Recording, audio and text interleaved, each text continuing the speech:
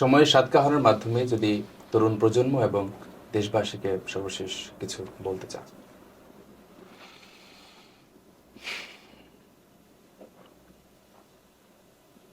তরুণ প্রজন্ম, specially deer Gen Z,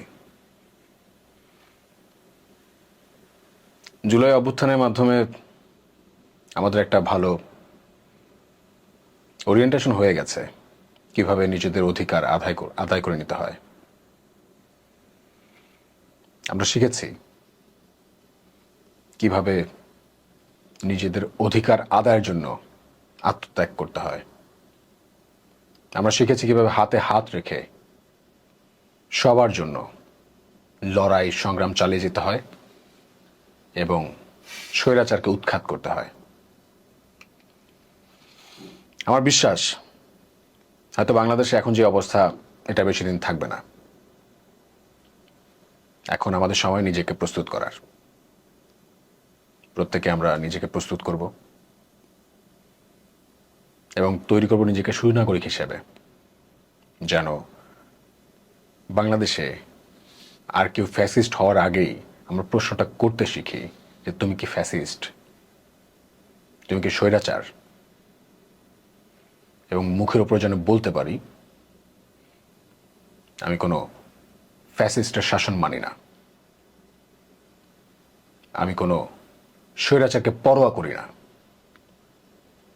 যখনই আমরা এটা বলতে শিখব, বলতে পারবো, তখনই হয়তো আমাদের এই জুলাই অভ্যুত্থান, শহীদ আবু সাইদ, শহীদ মুগ্ধ, শহীদ ওয়াসিম এবং সকল শহীদ এবং গাজী, তাদের যে স্পিরিট, তাদের যে স্বপ্ন, তাদের যে আত্মত্যাগ, সেটাকে মূল্যায়ন করা সম্ভব হবে।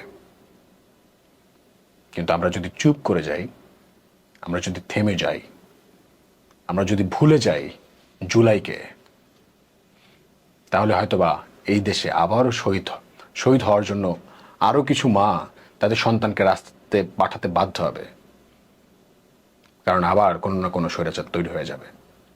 সো আমরা কেউ স্বৈরাচার তৈরি হতে আর সুযোগ দেব না, ইনশাআল্লাহ।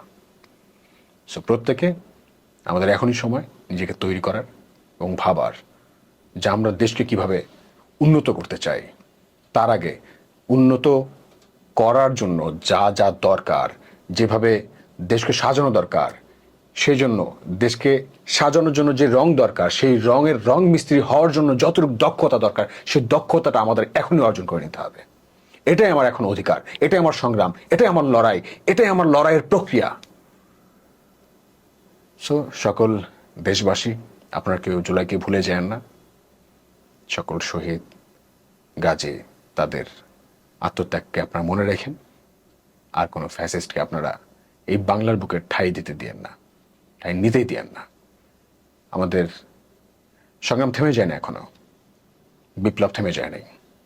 আমাদের সংগ্রাম চলছে, চলবে ইনশাআল্লাহ।